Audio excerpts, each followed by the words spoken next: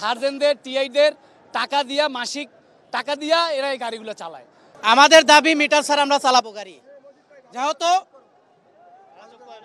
যেহেতু নারায়ণগঞ্জ, মানিকগঞ্জ ও বা গাজীপুরের গাড়ি ঢাকার সিটির ভিতর চলে, আমরা কেন চলতে পারবো না?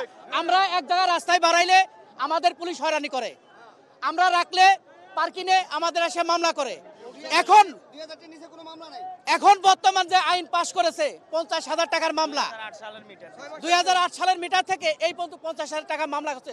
কোনোটা ড্রাইভার মামলা দিলে পারে ভাঙাইতে পারবে না। আমাদের এক দফায় এক দাবি, আমরা মিটার ছাড়া গাড়ি চালানোর জন্য। কেননা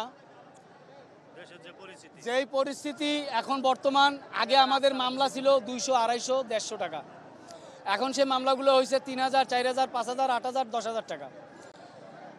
আমাদের গাড়িতে মিটার আছে, কিন্তু প্রাইভেট সিএনজি, জেলা সিএনজি, গাজীপুরের সিএনজি, নারায়ণগঞ্জের সিএনজি আমাদের ঢাকা শহরেই চলে, অথচ তাদের কিন্তু মিটার নাই, তারা তো মিটার ছাড়াই চালায়।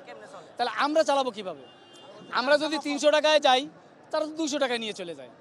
আমাদের মিটারে যা আসে তার চেয়ে তো কমে তারা চলে যায়। আমাদের গাড়ির জমা 1300 টাকা, তাদের গাড়ির জমা 600 টাকা। তাহলে সেটাও তো গাড়ি, আমাদেরও গাড়ি, তাহলে আমার দিক থেকে তো আর টাকালো না। আমরা এত টাকার মামলা দিলে আমরা কই যাব? ভাঙানোর মতো টাকাও তো আমাদের থাকতে হয়, আমরা কত টাকা রুজি করি।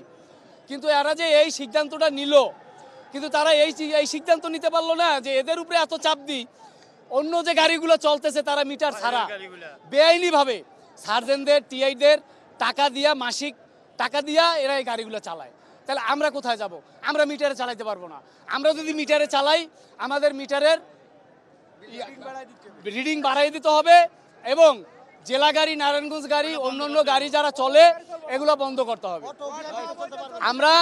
তাইলে আমরা মিটারে মারতে বাধ্য।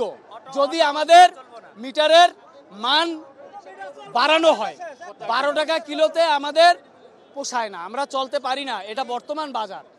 এখন এটা আপনারাই বিবেচনা করেন, কি করবেন।